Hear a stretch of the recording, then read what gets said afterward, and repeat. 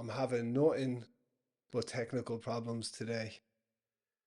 Getting this weird ghosty, getting this weird ghosty glitch thing coming on when I mic check, and I'm pissed off now. And I think it's okay, but I don't know. So if you hear this kind of in and out thing the odd time, get over it.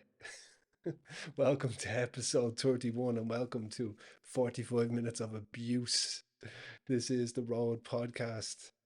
I hope everybody's good, and I can't guarantee as I speak this, but I hope you can see me on Spotify as well, because the plan is to constantly upgrade, and this week's upgrade is hopefully to have visuals on my Spotify. So if you're seeing me on Spotify, what's up? Two thumbs up. If you're not, listen up and get on with it. I'm on YouTube as well, but whatever. You can see behind me here just this bare brick wall look we're working on. I am doing up a podcast studio and it's in progress, maybe you say, so excuse the blank walls. It is currently Sunday, the 7th of September, and I'm bringing this podcast out in about 8 hours. It's very, very unscripted this week. Last week was totally scripted. Vlado Teneski, well, last episode, should I say, the Vlado Teneski episode. Everybody is now telling me that I should be telling true crime stories. I like doing that. I do. But I like doing loads of other stuff, so I'm not sure if I should pocket myself in with just that yet. But time will tell. Maybe that's what this podcast is going to develop into. In saying that, I do have some killer guests lined up, and I do have a couple recorded already. So expect some good guests in the very near future. So what are we at? What are we at this week? What is my game plan? Well, I'll get on to that now in 2 seconds. But what the fuck? The fuck? Sorry, sorry. Have to get that out here. You get in trouble. Get in trouble nowadays for having an Irish flag in any sort of aspect of your life. So I had to get that out there. Apologies. Let's move on. these are these are strange, strange times, my friends. I what I remember of the Irish flag and the tricolour growing up was an attachment with massive pride, primarily with sporting events and the Irish people, or the people who lived in Ireland, not just the Irish people, supporting our country by hanging flags, hanging stuff on their car. Oh, what were those big? My dad used to have the front of the house kitted out like St. Patrick's Day when Ireland were in the World Cup. Oh, buntings. We used to have these big buntings that used to come down from the roof of the house all the way to the front garden. And I have such fond memories of it. And I am, yeah, I'm a bit annoyed. I'm a bit annoyed now that when you turn on the news and stuff, you have our flag and the hanging of our flag being associated with what they say is a far right action, or almost an extremist negative thing to do, a hostile, almost borderline racist thing to have an Irish flag hanging somewhere in Ireland. And that is not representative of the people in my country, and it's not representative of what the flag stands for, and it's not being used by the people who hang it in a negative or aggressive way either. And I do not like how you lot in mainstream media are painting these pictures. They're trying to turn people against each other, and it is not healthy, man. They're playing us against each other. Ignore it. Everybody, everybody should have the right to hang whatever flag they want to, unless it's a flag, obviously, just built on the grounds of hatred. That's different. But your country's flag is your country's flag, man. Stop having panic attacks over this stuff, people. It's not a healthy way of living. It is not a healthy way of living at all. I remember when a far right or an extreme or a racist or a terroristic action was somebody taking an aircraft and putting it into a skyscraper, not some 65-year-old man putting a flag in his front garden. There is a massive difference between those two things, and we need to remember that. But this is not a serious podcast. Some things just weigh on me when I see them and I get a bit pissed off at it. So, no, I stand corrected. This can be a serious podcast, but this is not a serious week on the podcast. So, let's move past that. Episode 31 is not meant to be a serious episode, so let's get on to what I planned on discussing today. If you guys are loyal, devout listeners, which I hope you are. If you're not, you're getting right. If you are, about 5, 6, 7 episodes ago, I was in London in a hotel at a work thing, and I just shot a podcast episode off the cuff. I call it podcast freestyle too. So it's where I have no script and I just talk garbage to the camera and hope there's some gold amongst all the dirt. Sometimes there does be, sometimes there doesn't. But on that episode, there was a little bit of gold. And it was when I went onto my laptop in the hotel and went onto an X page, X being the Twitter, the X name of X. I went onto X, onto a page I follow, which is hilarious, called Fesshole. Now, what Fesshole is, I believe it's a UK based page, just judging by the posts on it. It's an anonymous page where you can submit a confession and they will post it. So I think everybody has some sort of weird, quirky, or dark secret that they want to like scream out to the world, but they can't because they're afraid they'll get judged or they'll lose their job or they'll shame their family or whatever. But people have dark stuff in them and they want to say it. So this page is a vehicle for confessing yourself without dealing with the repercussions of said confessions. So it's like going to church and telling the priest in the confession box real stuff instead of when you went as a kid and say, "Oh, I'm sorry that I hit my brother." It's real stuff and it's adult stuff.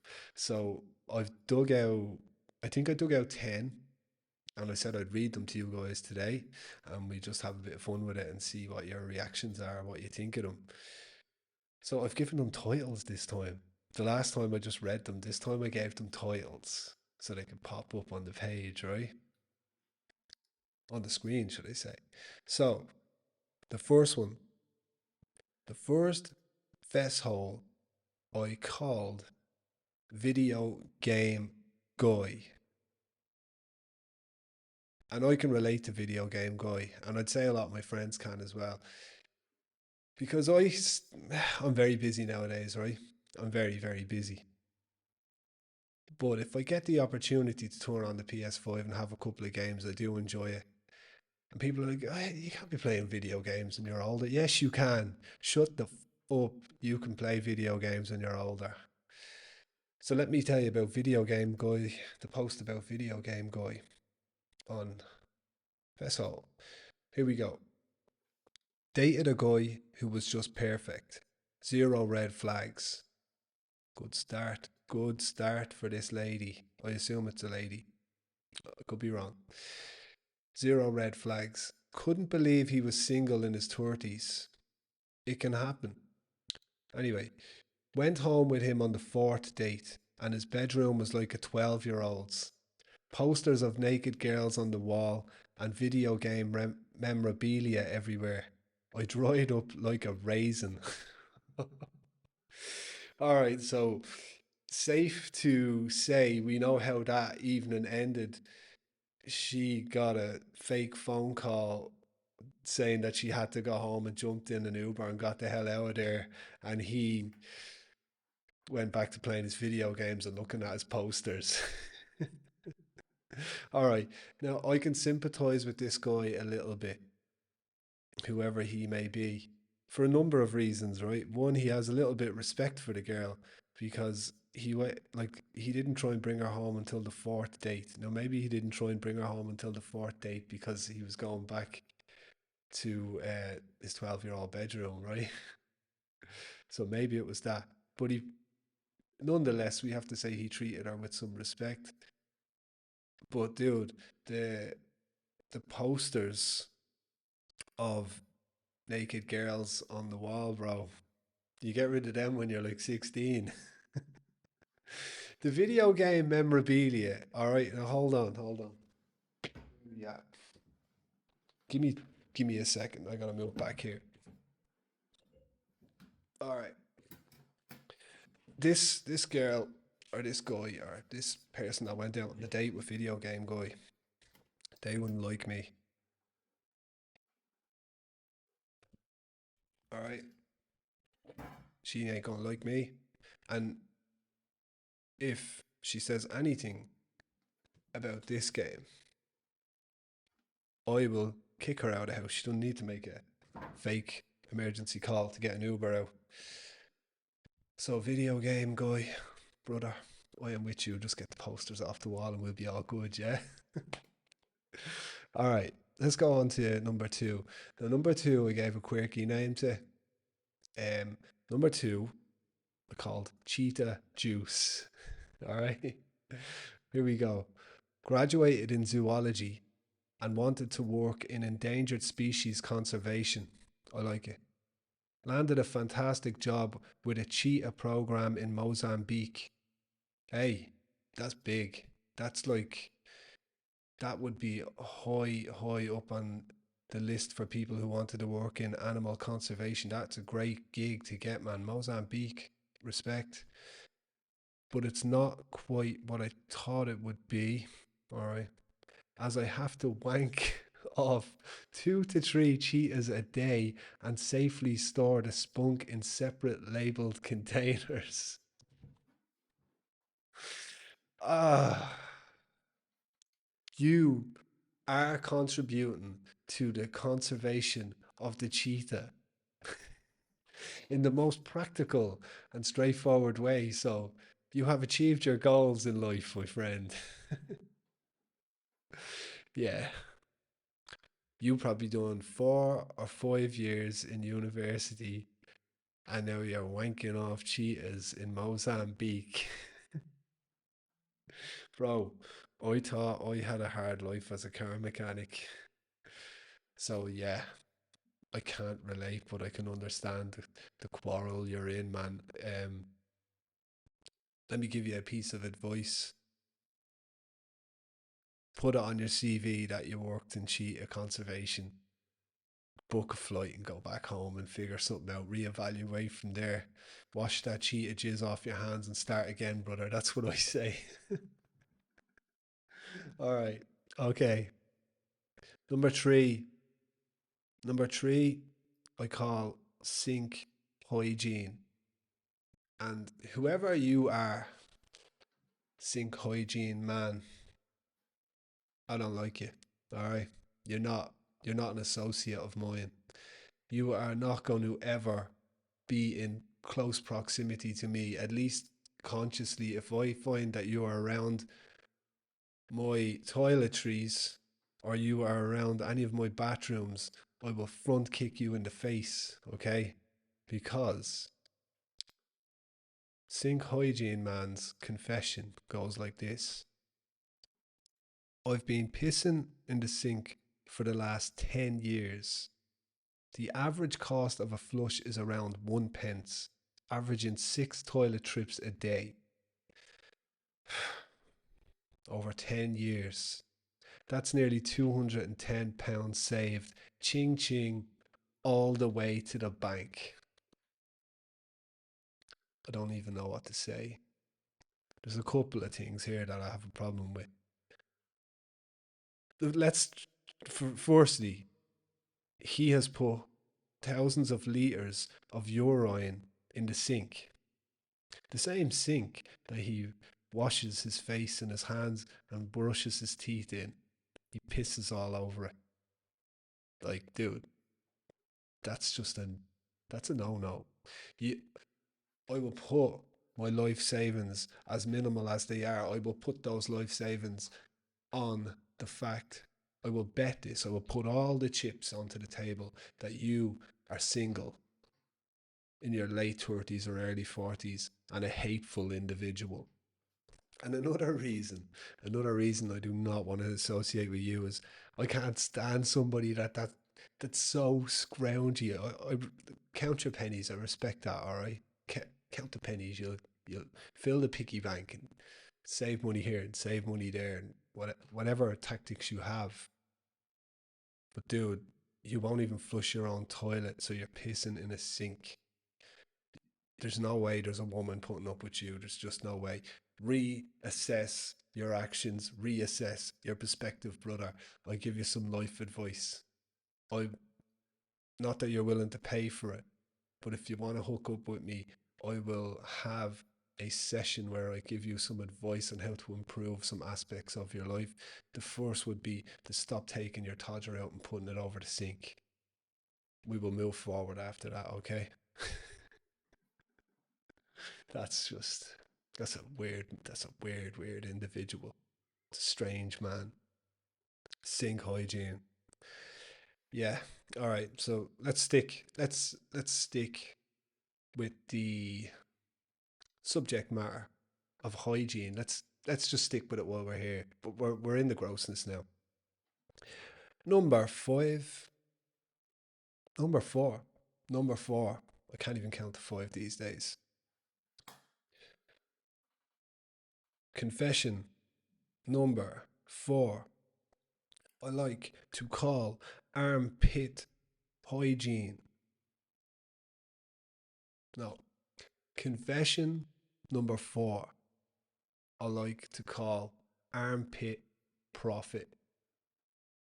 I bet you don't know what that's. I bet you don't know what this one's gonna say, right? Right. I respect entrepreneurial activity.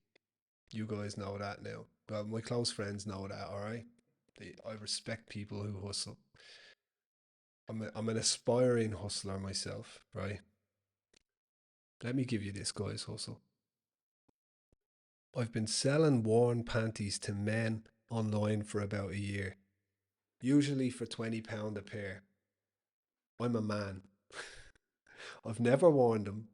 I just rub them in my armpits after working out. Never had a complaint. It's a great money earner, and I don't feel bad for ripping off weird, desperate men. What a legend. Hey, dude's a legend. Abs- There's money to be made everywhere. This guy has just figured out his own system. Go to gym, get absolutely sweaty, whack out your workout. That's the best way to start the day. Come home, take your top off, get the panties out of the drawer, the ones you got in pennies, straight up into the armpit, give them a good rub, put them in a little envelope, ship them off for 20 quid. Bang, there's another wet armpit. Two pairs of panties in one day, £40 profit for nothing. Hey, I'm going to start a Patreon for panties, right? Absolute respect for you, my friend. Contact me. Tell me what your other ideas are. I look up to you. The Wolf of Wall Street, man. That's who you are. A legend. Make money out of nothing. Much respect. And yeah, I mean, look, on the other end of the spectrum, if you are going online and buying panties from a picture of some woman, assuming it's her, I assume that's how it works. Well, then you are the ultimate sucker, and you definitely need to reevaluate your life decisions as well. So you can call me too. I'm going to make money off all this. What is going on with the world? I would actually I would have said that the guy that's buying the £20 armpit panties is probably closely related to the guy who pisses in the sink. But then the guy who pisses in the sink is way too stingy to spend £20 on women's panties. So they might be cousins or something, you know? Just some sort of connection there. I can feel it. I can feel it. All right, let's get out of the bathroom. Let's get out of the bathroom and let's go to a different part of the house. All right. Number five, confession. I like to call what's in the loft. What is in the loft? All right, I'll just read it first. Yeah. Wife doesn't like ladders, so she has never been in the loft of any of our houses since we've lived together. If that ever changes and curiosity gets the better of her when I'm not there to run interference, my life as I know it will be over. I'll leave it there. Man, hey, this this confession could go over here or it could go over there. And where you want it to go depends on the mind, the mind state you're in. Now, I know what I'm like, and you know what I'm like. I think there's somebody up there, somebody who doesn't want to participate in certain actions and would rather be somewhere else is up there. That's that was my initial thought. Now, what that reflects about me, I don't know. I don't know. The dude could be up there with a train set, just Thomas the Tank Engine in his way through life, trying to keep the little whistle noise down as low as he can so his wife doesn't find out that he's a little dweeb. Or else he could have somebody there. Or else he could be friends with Joseph Fritzl. Who knows? Who? It's the most intriguing thing ever. I really need to know. I need to know. What do you guys think is going on in the loft? I mean, hey, it's a Netflix series in itself. It really is. What is go?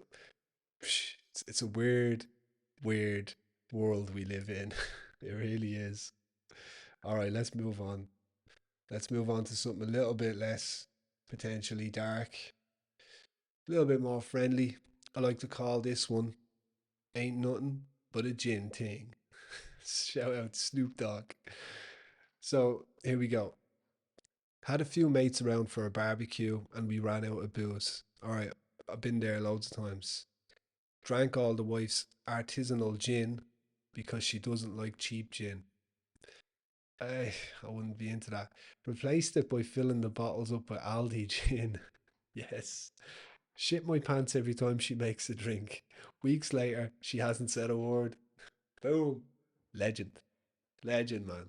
You got away with it. She ain't finding out now. She'll be onto a new bottle soon. You got away with it. Desperate times, man. Desperate times require desperate measures. You took the action that you had to take that evening. That morning, it was probably 6 a.m. at that stage, and you were digging through the press looking for that and just empty bottles everywhere. And then you found the gin, the boutique bottle of gin, and you said, she's in bed, she won't notice. We've all been there. We've all been there. Brings me back to my ma. I shouldn't tell this, but my ma giving me a bottle of my dad's vodka and saying, pour half that out and fill it back up with water. I don't want him drinking too much. Yeah, I probably shared a bit too much information there. Anyway, let's move on. Let's move on. Where are we at? Yeah, number seven. Number seven, I like to call prisoner of war. All right, let's get into it. Afghanistan. My mate was on his second tour and hating it. He asked me to shoot him in the foot and make it look like an accident. I said no. A week later, he was accidentally shot through the calf while his rifle was slung across his back. He waved at me as he got carried away. All right, this is an interesting one and probably a divisive one. I totally connect with that guy who had that accident. I mean, it takes a lot of courage to go to the likes of Afghanistan anyway. And then he's on his second tour and he's there in a war that he didn't start, in a war that he's not going to win, and in a war that's only ending in tears all round. And he's disenfranchised and he's saying, I am getting out of here. There has to be easier ways to live. So, hey, I've got nothing but respect for you. There's no shame in that, my friend. You're a brave man, brave in all aspects, and I respect you for that. I like how you handled the situation. You used your initiative, and I understand your friend didn't want to do it for you. I get that. But you used your initiative, and it reminds me of um, a band that was like still one of my favorite bands. I don't listen as much in my mid 20s. I was hardcore on them. System of a Down, and they have a song called B Boy O B, and there's a lyric in it from the singer Serge Tankian where he says, "Why don't presidents fight the war? Why do they always send the poor?" And I remember thinking, yeah, man, why don't presidents fight the war? Why do they always send the poor? Why do they always send the poor? Why do they always send the poor? Heavy metal song, of course. But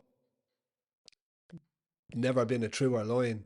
These guys in the fancy suits playing the longest running reality TV show in existence called Politics. Everything's fake, everything's synthetic, false handshakes for the camera, big meeting here, big conference there, peacekeeping talks here, while the military industrial complex profits off the spilling of human blood.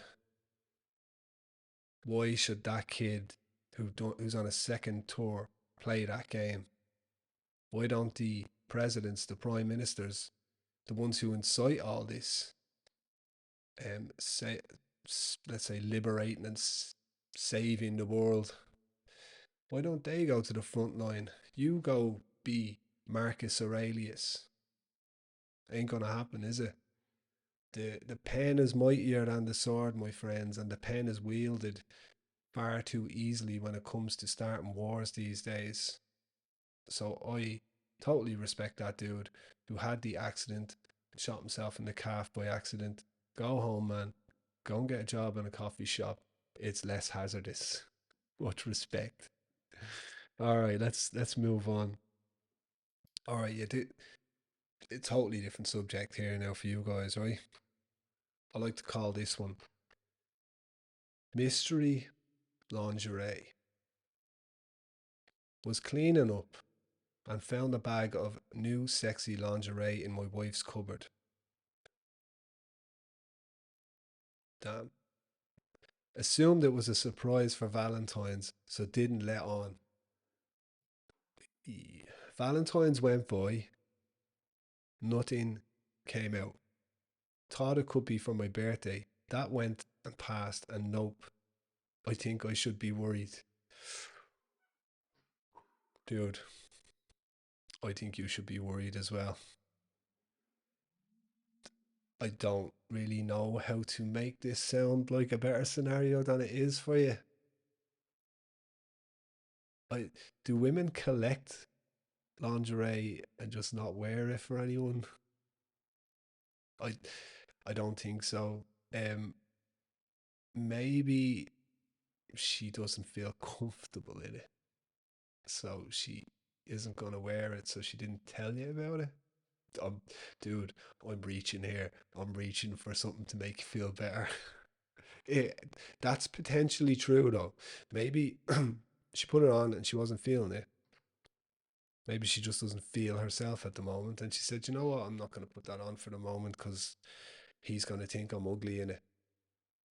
So let's turn it around. Maybe you need to tell your wife how beautiful she is. Maybe that's all it is. But because we're on the road podcast and people like a bit of darkness, let's go to the other side. Let's go over to the dark side. Maybe she's keeping it for somebody else. Let's let's do a bit of detective work for you. So you said you were cleaning up and found a bag of new sexy lingerie in your wife's cupboard. Dude, the only if you're still worried about this, which you probably are, you could go Columbo and you could every week or two creep in there and inspect to see if that new lingerie has been removed and worn. And if it has, and it hasn't been worn for you, well, then you need to start asking some more serious questions. But I'm going to go back to the former and say that your wife just put it on and she didn't like it. She didn't feel good in it. So maybe tell her she looks good. And hopefully, hey, hopefully I'm right. That goes to show you how much of a positive mindset I'm in at the moment. I hope things work out for you, man. I really do. Right, I that was number 8. I've got two left. Let's do two more. I can't do 60 it is because you're just gonna get annoyed with me.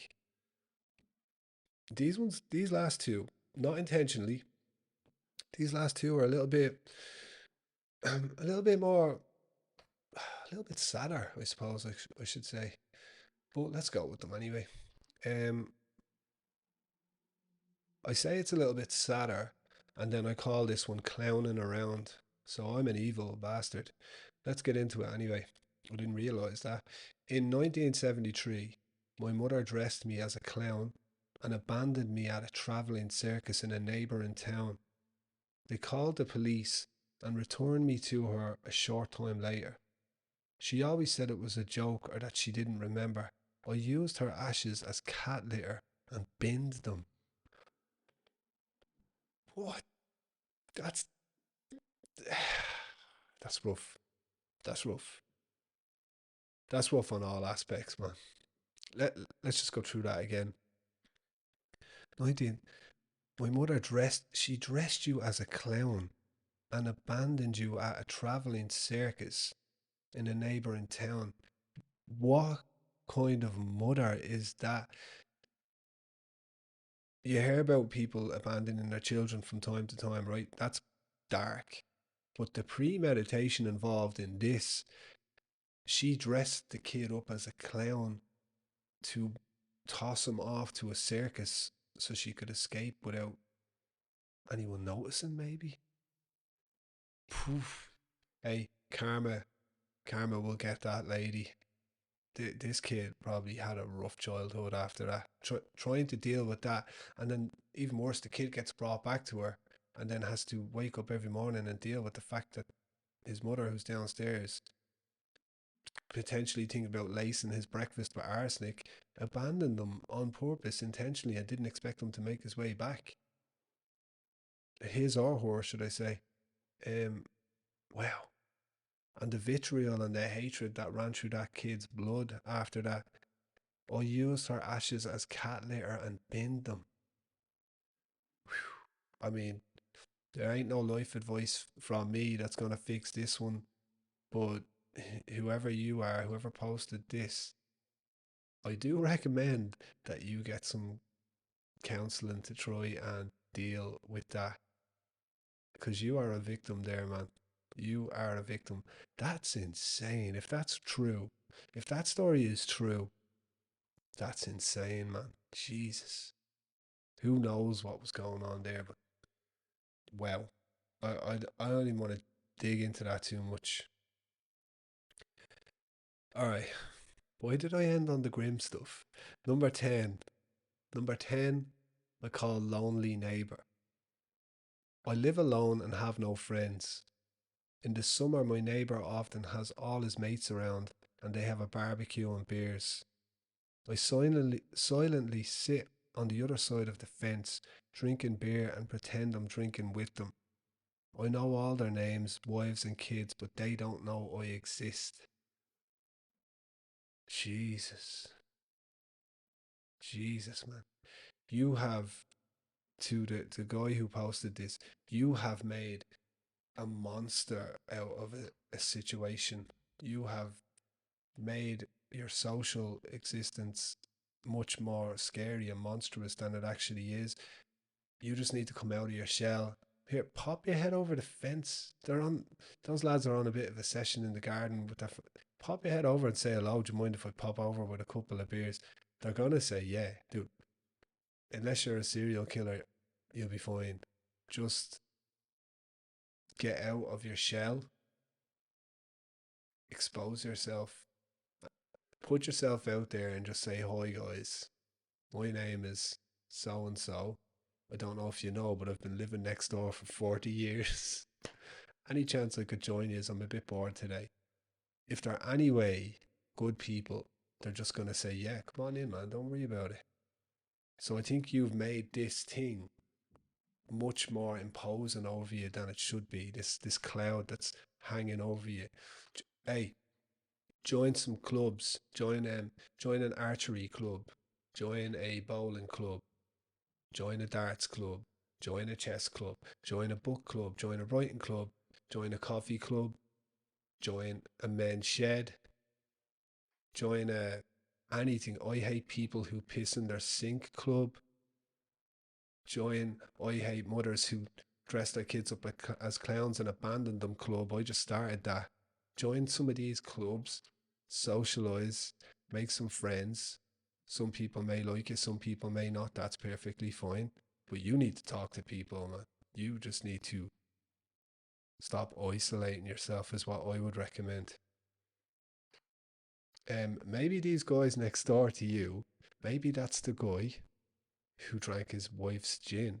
So if you pop your head over the fence with a bottle of artisanal gin and say, any chance your wife would be interested in this? You are golden if you do that. That is my advice to you. So, hey, everybody on Spotify or YouTube or iTunes or whatever, that was me doing 10 confessions from Fess Hall. Nice and loose. I hope you enjoyed it. I really, really appreciate everyone who subscribes to me, everyone who watches me or listens to me, everyone who gets back to me with feedback. You give me power. You give me energy. Look at me, man. You guys give me the fuel I require to become a champion at this. And yes, I'm having some sound issues, but I'm getting better, man. Stick with it. This is the Road Podcast. Have a good week. I love you all. Thank you very much.